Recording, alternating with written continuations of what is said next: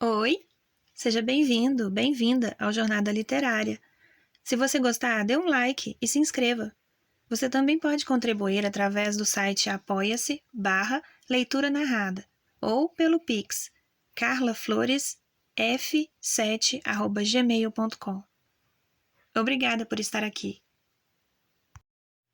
Da Divisão do Trabalho Social, por Émile Durkheim. Introdução. O problema.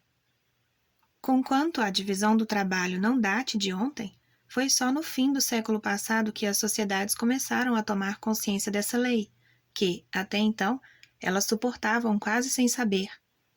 Sem dúvida, desde a antiguidade, vários pensadores perceberam sua importância, mas foi Adam Smith o primeiro a tentar teorizá-la. Foi ele, aliás, o criador dessa palavra, que a ciência social emprestou mais tarde à biologia. Hoje, esse fenômeno generalizou-se a tal ponto que salta aos olhos de todos. Não há mais ilusão quanto às tendências de nossa indústria moderna. Ela vai cada vez mais no sentido dos mecanismos poderosos, dos grandes agrupamentos de forças e capitais e, por conseguinte, da extrema divisão do trabalho. Não só no interior das fábricas, as ocupações são separadas e especializadas ad infinitum, como cada manufatura é, ela mesma, uma especialidade que supõe outras. Adam Smith e Stuart Mill ainda esperavam que pelo menos a agricultura seria exceção à regra e viam nela o último asilo da pequena propriedade. Embora em semelhante matéria seja necessário evitar a generalização excessiva, parece difícil, porém, contestar hoje em dia que os principais ramos da indústria agrícola são cada vez mais arrastados pelo movimento geral. Enfim, o próprio comércio esforça-se por seguir e refletir, com todas as suas nuances, a infinita diversidade das empresas industriais. E, enquanto essa evolução se consuma com uma espontaneidade refletida, os economistas que escrutam suas causas e apreciam seus resultados, longe de condená-la e combatê-la, proclamam sua necessidade. Nela veem a lei superior das sociedades humanas e a condição do progresso. Mas a divisão do trabalho não é específica do mundo econômico. Podemos observar sua influência crescente nas regiões mais diferentes da sociedade. As funções políticas, administrativas, judiciárias especializam-se cada vez mais. O mesmo ocorre com as funções artísticas e científicas. Estamos longe do tempo em que a filosofia era a ciência única. Ela fragmentou-se numa multidão de disciplinas especiais, cada uma das quais tem seu objeto, seu método, seu espírito. Abre aspas. A cada meio século, os homens que se destacaram nas ciências tornaram-se mais especiais. Fecha aspas.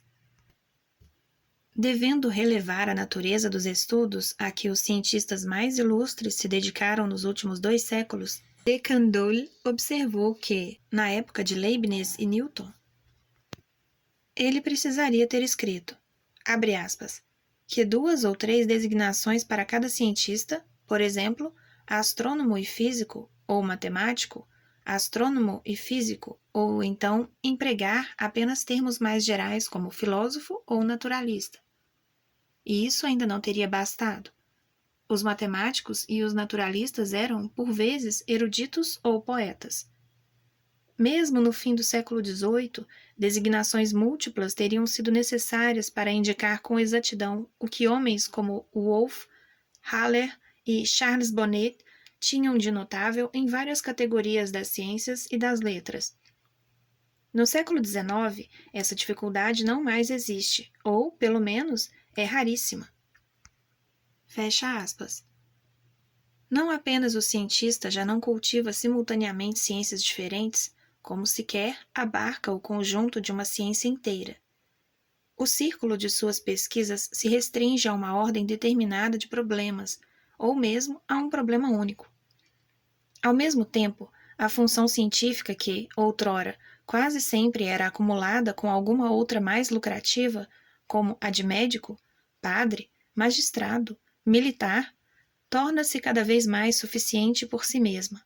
De Candolle Prevê até que, num dia próximo, a profissão de cientista e a de professor, ainda hoje tão intimamente ligadas, se dissociarão definitivamente.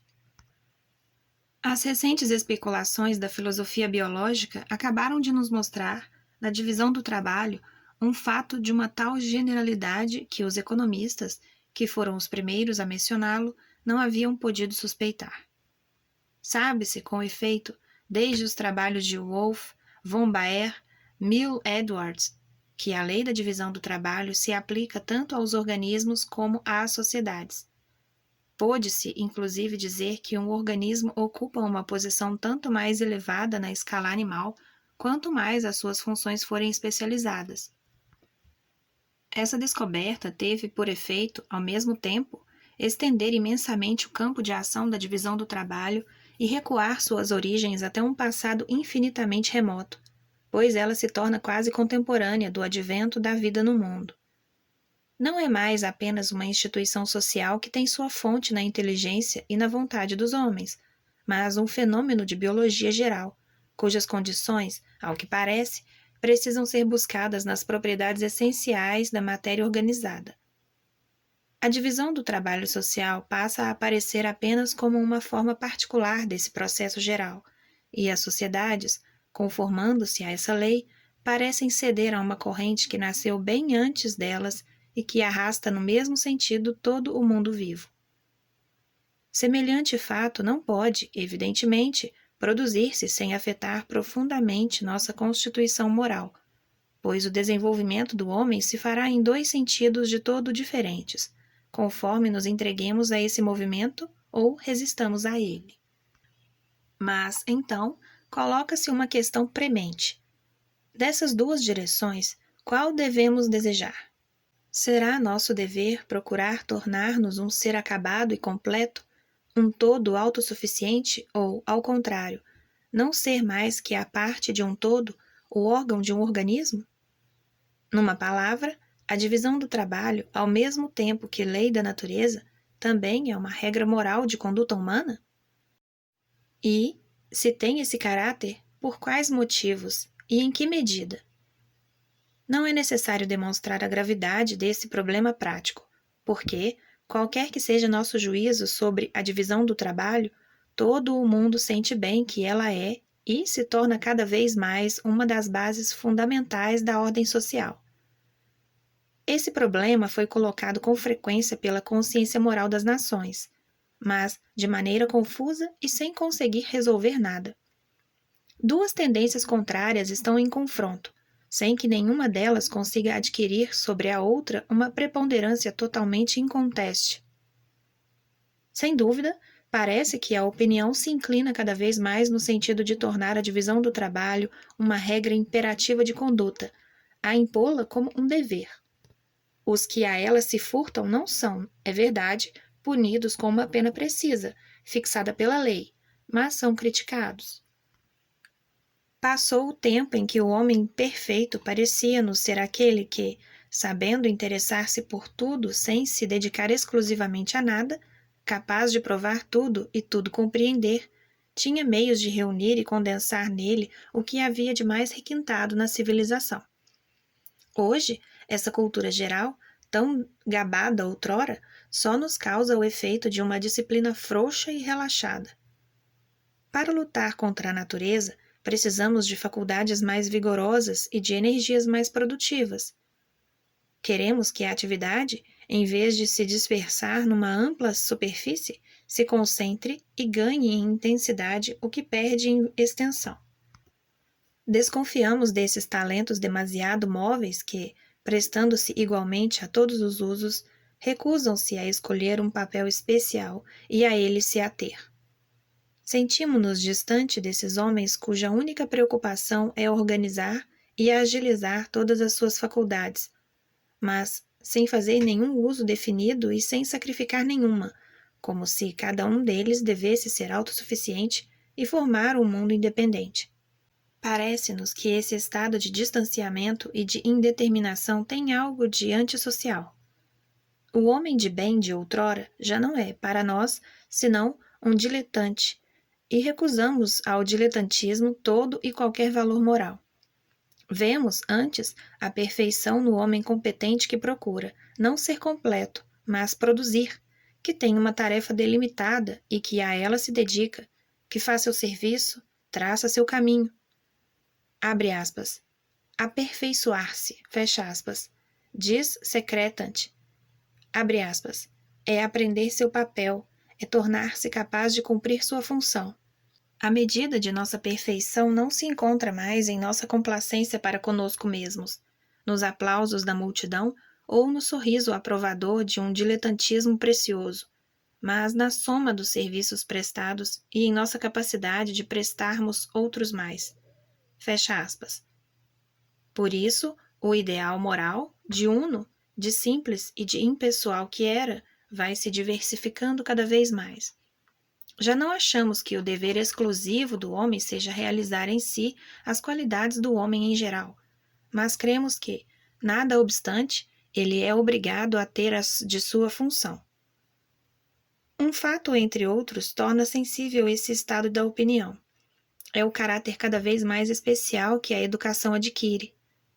Cada vez mais, julgamos necessário não submeter todas as nossas crianças a uma cultura uniforme, como se devessem levar todas a mesma vida, mas formá-las de maneira diferente, tendo em vista as diferentes funções que serão chamadas a preencher. Numa palavra, por um de seus aspectos, o imperativo categórico da consciência moral está tomando a seguinte forma: coloca-te em condições de cumprir proveitosamente uma função determinada.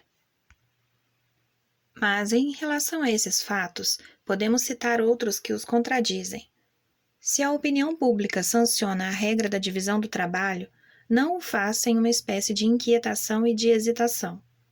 Ao mesmo tempo que manda os homens se especializarem, sempre parece temer que se especializem demais. Ao lado das máximas que exaltam o trabalho intensivo, há outras, não menos difundidas, que assinalam seus perigos. Diz Jean-Baptiste Say, abre aspas, é um triste testemunho que alguém se presta o de nunca ter feito mais que a 18ª parte de uma agulha. E não imaginem que é unicamente o operário que toda a sua vida maneja uma lima e um martelo que degenera assim da dignidade da sua natureza, mas também o homem que, por ofício, exerce as faculdades mais sutis do seu espírito. Fecha aspas. Desde o princípio do século, Le Montet, comparando a existência do operário moderno à vida livre e larga do selvagem, achava o segundo muito mais privilegiado do que o primeiro. Tocqueville não é menos severo. Abre aspas. À medida que o princípio da divisão do trabalho recebe uma aplicação mais completa, a arte progride, o artesão retrocede. Fecha aspas.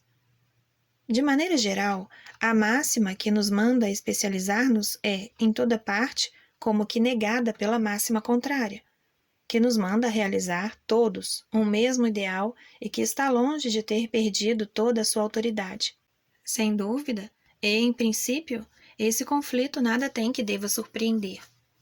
A vida moral, como a do corpo e do espírito, corresponde a necessidades diferentes e mesmo contraditórias. Logo, é natural que ela seja feita, em parte, de elementos antagônicos que se limitam e se ponderam mutuamente. Não é menos verdade que existe, num antagonismo não acentuado, elementos aptos a perturbar a consciência moral das nações, porque é preciso, além de tudo, que ela possa explicar-se de onde pode provir semelhante contradição. Para pôr fim a essa indecisão, não recorremos ao método ordinário dos moralistas, que, quando querem determinar o valor moral de um preceito, começam por colocar uma fórmula geral da moralidade, a fim de, em seguida, confrontar com ela a máxima contestada. Sabemos hoje o que valem essas generalizações sumárias. Colocadas desde o início do estudo, antes de qualquer observação dos fatos, elas não têm por objeto explicá-los, mas enunciar o princípio abstrato de uma legislação ideal a ser instituída integralmente. Não nos oferecem, pois, um resumo das características essenciais que as regras morais apresentam, de fato, em determinada sociedade, ou em determinado tipo social, mas exprimem apenas a maneira como o moralista representa a moral. Sem dúvida, a esse título, elas não deixam de ser instrutivas, porque nos informam sobre as tendências morais que estão se manifestando no momento considerado, mas têm apenas o interesse de um fato, não de uma visão científica. Nada autoriza a ver, nas aspirações pessoais sentidas por um pensador, por mais reais que possam ser, uma expressão adequada da realidade moral. Elas traduzem necessidades que nunca são mais que parciais, correspondem a algum desideratum particular e determinado, que a consciência, por uma ilusão que lhe é costumeira, erige em finalidade última ou única. Quantas vezes acontece inclusive serem de natureza mórbida? Portanto, não se poderia referir-se a elas como critérios objetivos que permitam apreciar a moralidade das práticas.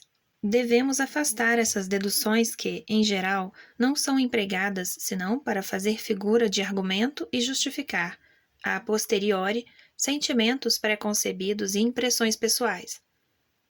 A única maneira de chegar a apreciar de maneira objetiva a divisão do trabalho é estudá-la primeiro em si mesma, de uma maneira totalmente especulativa, investigar a que ela serve e de que depende, numa palavra, formar a seu respeito a noção mais adequada possível. Feito isso, estaríamos em condições de compará-la com os outros fenômenos morais e de ver que relações ela mantém com eles. Se descobrirmos que ela desempenha um papel similar a alguma outra prática, cujo caráter moral e normal é indiscutido, que se, em certos casos, nos quais não representa esse papel, isso acontece por causa de desvios anormais, que as causas que a determinam também são condições determinantes de outras regras morais, poderemos então concluir que ela deve ser classificada entre estas últimas. E, assim, sem querermos tomar o lugar da consciência moral das sociedades, sem pretendermos legislar em seu lugar, poderemos lhe trazer um pouco de luz e diminuir suas perplexidades. Nosso trabalho se dividirá, pois, em 3 partes principais. Procuraremos, primeiro, saber qual a função da divisão do trabalho, isto é, a que necessidade social ela corresponde. Determinaremos, em seguida, as causas e as condições de que depende. Enfim, uma vez que ela não teria sido objeto de acusações tão graves se realmente não se desviasse com maior ou menor frequência do estado normal, procuraremos classificar as principais formas anormais que ela apresenta, a fim de evitar que sejam confundidas com as outras. Este estudo oferecerá, além disso, o interesse de que, aqui como em biologia, o patológico nos ajudará a compreender melhor o fisiológico. Aliás, se discutiu tanto sobre o valor moral da divisão do trabalho, é muito menos porque não se está de acordo sobre a fórmula geral da moralidade do que por ter desprezado em demasia as questões de fato que vamos abordar. Sempre se raciocinou como se estas fossem evidentes, como se, para conhecer a natureza, o papel, as causas da divisão do trabalho, bastasse para analisar a noção que cada um de nós tem dela. Esse método não comporta conclusões científicas. Por isso, desde Adam Smith, a teoria da divisão do trabalho só fez poucos progressos. Abre aspas. Seus continuadores, fecha aspas, diz Schmoller, com notável pobreza de ideias, abre aspas, agarraram-se obstinadamente a seus exemplos e às suas análises, até o dia em que os socialistas ampliaram o campo de suas observações e opuseram a divisão do trabalho nas fábricas atuais à das oficinas do século XVIII. Mesmo assim, a teoria não foi desenvolvida de maneira sistemática e aprofundada. As considerações tecnológicas ou as observações de uma verdade banal por alguns economistas também não puderam beneficiar particularmente o desenvolvimento dessas ideias. Fecha aspas. Para saber o que é objetivamente a divisão do trabalho, não basta desenvolver o conteúdo da ideia que dela temos, mas é preciso tratá-la como um fato objetivo, observar, comparar. E veremos que o resultado dessas observações muitas vezes difere daquele que o sentido íntimo nos sugere. Livro 1. A função da divisão do trabalho. Capítulo 1. Método para determinar essa função. A palavra função é empregada de duas maneiras bastante diferentes.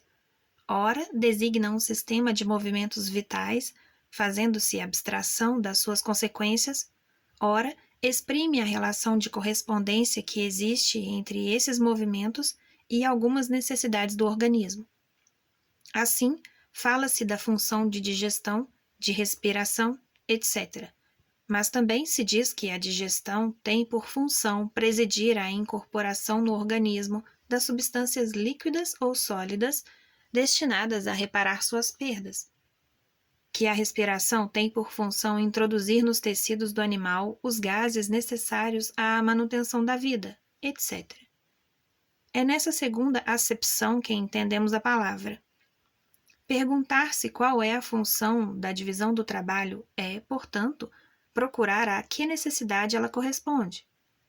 Quando tivermos resolvido essa questão, poderemos ver se essa necessidade é a da mesma natureza que aquelas a que correspondem outras regras de conduta cujo caráter moral não é discutido. Se escolhemos esse termo, é porque qualquer outro seria inexato ou equívoco. Não podemos empregar o de objetivo ou de objeto e falar do fim da divisão do trabalho, porque seria supor que a divisão do trabalho existe tendo em vista os resultados que vamos determinar.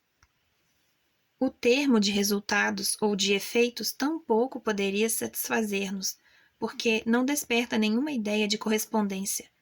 Ao contrário, a palavra papel ou função tem a grande vantagem de implicar essa ideia, mas sem nada prejulgar quanto à questão de saber como essa correspondência se estabeleceu, se ela resulta de uma adaptação intencional ou preconcebida, ou de um ajuste a posteriori. Ora, o que nos importa é saber se ela existe e em que consiste. Não se foi pressentida de antemão, nem mesmo se foi sentida ulteriormente. Número 1.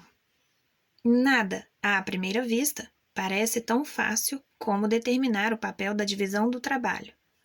Acaso seus esforços não são conhecidos de todos? Por aumentar ao mesmo tempo a força produtiva e a habilidade do trabalhador, ela é condição necessária do desenvolvimento intelectual e material das sociedades. É a fonte da civilização. Por outro lado, como se presta de bom grado à civilização um valor absoluto, sequer se pensa em procurar outra função para a divisão do trabalho. Que ela tenha mesmo esse resultado é o que não se pode pensar em discutir. Mas, se ela não tivesse nenhum outro, e não servisse a outra coisa, não se teria razão alguma para lhe atribuir um caráter moral. De fato, os serviços que ela presta assim são quase completamente estranhos à vida moral, ou, pelo menos, têm com ela apenas relações muito indiretas e distantes. Embora seja corrente hoje em dia responder às diatribes de Rousseau como de tirambos em sentido inverso, não está em absoluto provado que a civilização seja uma coisa moral. Para solucionar a questão, não se pode referir a análises de conceitos, que são necessariamente subjetivas.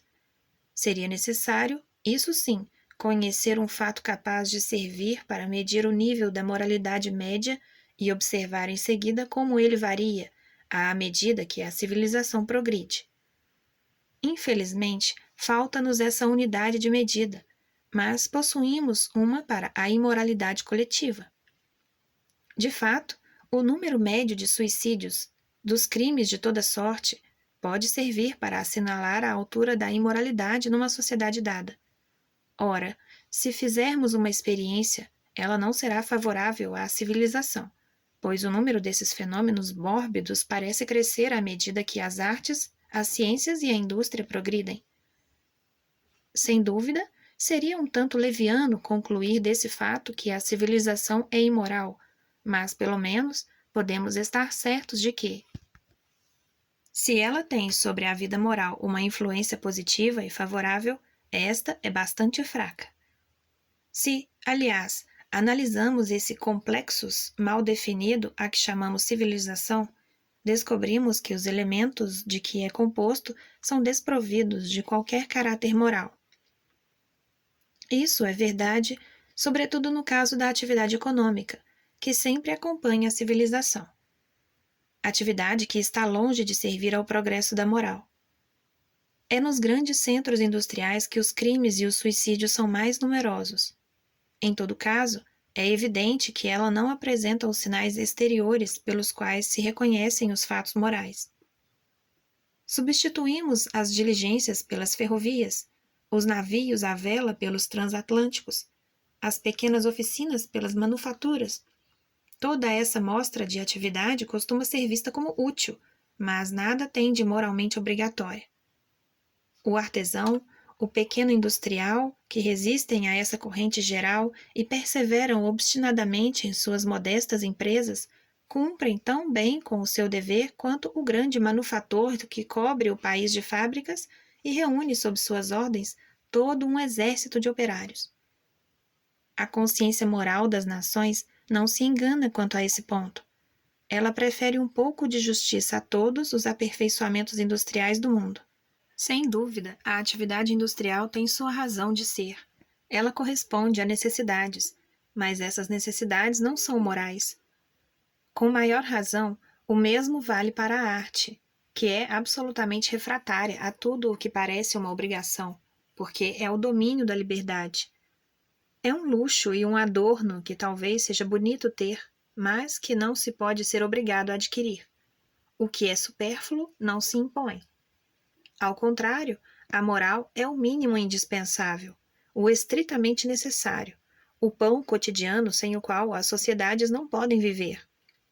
A arte corresponde à necessidade que temos de difundir nossa atividade sem objetivo, pelo prazer de difundi-la, enquanto a moral nos obriga a seguir um caminho determinado em direção a um objetivo definido.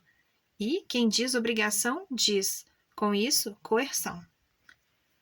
Assim, conquanto possa estar animada por ideias morais ou ver-se envolvida na evolução dos fenômenos morais propriamente ditos, a arte não é moral por si mesma. Talvez até a observação estabeleceria que, nos indivíduos como nas sociedades, um desenvolvimento intemperante das faculdades estéticas é um grave sintoma do ponto de vista da moralidade. De todos os elementos da civilização, a ciência é o único que, em certas condições, apresenta um caráter moral. De fato, as sociedades tendem cada vez mais a considerar um dever para o indivíduo desenvolver sua inteligência, assimilando as verdades científicas que são estabelecidas. Há, desde já, certo número de conhecimentos que todos devemos possuir. Ninguém é obrigado a se lançar no grande turbilhão industrial. Ninguém é obrigado a ser artista, mas todo o mundo agora é obrigado a não ser ignorante. Essa obrigação é, inclusive, sentida com tamanha força que, em certas sociedades, não é apenas sancionada pela opinião pública, mas pela lei. Aliás, não é impossível entrever de onde vem esse privilégio especial da ciência. É que a ciência nada mais é que a consciência levada a seu mais alto ponto de clareza. Ora, para que as sociedades possam viver nas condições de existência que hoje lhes são dadas, é necessário que o campo da consciência, tanto individual como social, se estenda e se esclareça. De fato, como os meios em que elas vivem se tornam cada vez mais complexos e, por conseguinte, cada vez mais móveis, para durar é preciso que elas mudem com frequência. Por outro lado, quanto mais obscura uma consciência, mais é refratária à mudança, porque não vê depressa o bastante que é necessário mudar, nem em que sentido é preciso mudar. Ao contrário, uma consciência esclarecida sabe preparar de antemão a maneira de se adaptar a essa mudança. Eis porque é necessário que a inteligência guiada pela ciência adquira uma importância maior no curso da vida coletiva. Mas a ciência que todo o mundo é assim chamado a possuir não merece ser designada por esse nome. Não é a ciência, é no máximo sua parte comum e mais geral. De fato, ela se reduz a um pequeno número de conhecimentos indispensáveis, que só são exigidos de todos por estarem ao alcance de todos. A ciência propriamente dita supera infinitamente esse nível vulgar. Ela não compreende apenas o que é vergonhoso ignorar, mas tudo o que é possível saber. Ela não supõe apenas, nos que a cultivam, essas faculdades médias que todos os homens possuem, mas disposições especiais. Por conseguinte, não sendo acessível senão a uma elite, não é obrigatória. É uma coisa útil e bela, mas não é necessária a ponto de a sociedade reclamá-la imperativamente. É vantajoso estar munido dela. Nada há de imortal em não adquiri-la. É um campo de ação aberto à iniciativa de todos, mas em que ninguém é obrigado a entrar. Não se é mais obrigado a ser um sábio do que um artista. A ciência está, pois, como a arte e a indústria, fora da moral. Se tantas controvérsias se produziram acerca do caráter moral da civilização, é porque, com demasiada frequência, os moralistas não têm critério objetivo para distinguir os fatos morais dos fatos que não o são. Costuma-se qualificar de moral tudo o que tem alguma nobreza e algum preço, tudo o que é objeto de aspirações um tanto elevadas, e é graças a essa excessiva abrangência da palavra que se fez a civilização entrar na moral. Mas o domínio do ético está longe de ser tão indeterminado. Ele compreende todas as regras de ação que se impõem imperativamente à conduta e a que está vinculada uma sanção, mas não vai além disso. Por conseguinte, já que nada há na civilização que apresente esse critério de moralidade, ela é moralmente indiferente. Portanto, se a divisão do trabalho não tivesse outro papel além de tornar a civilização possível, ela participaria da mesma neutralidade moral.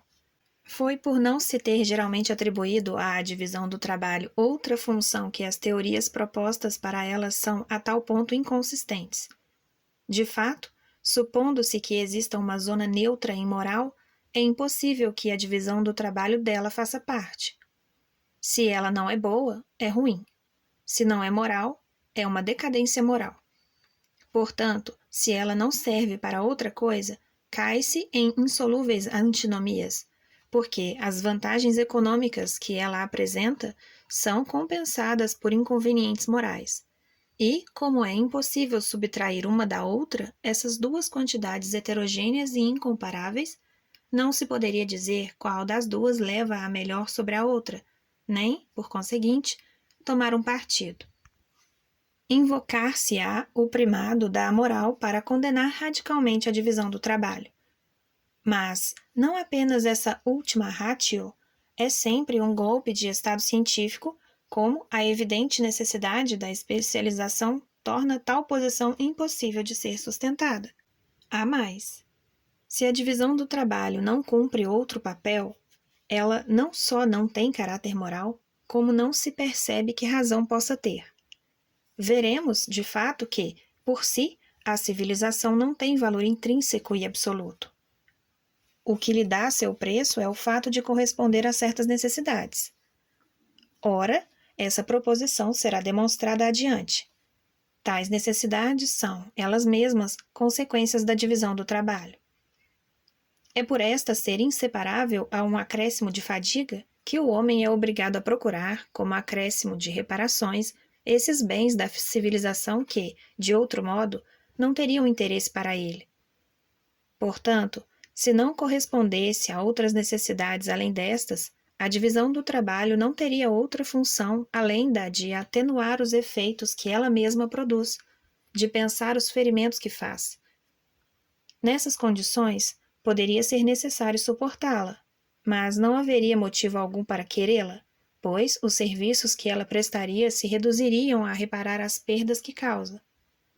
Assim, tudo nos convida a procurar outra função para a divisão do trabalho.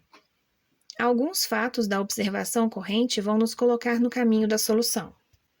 Final da leitura da parte 1 do livro Da Divisão do Trabalho Social, por Émile Durkheim. Paramos na página 19. Sinta-se à vontade para comentar ou abrir algum debate. Não se esqueça de curtir e, principalmente, de se inscrever. Obrigada por estar aqui. Até a próxima!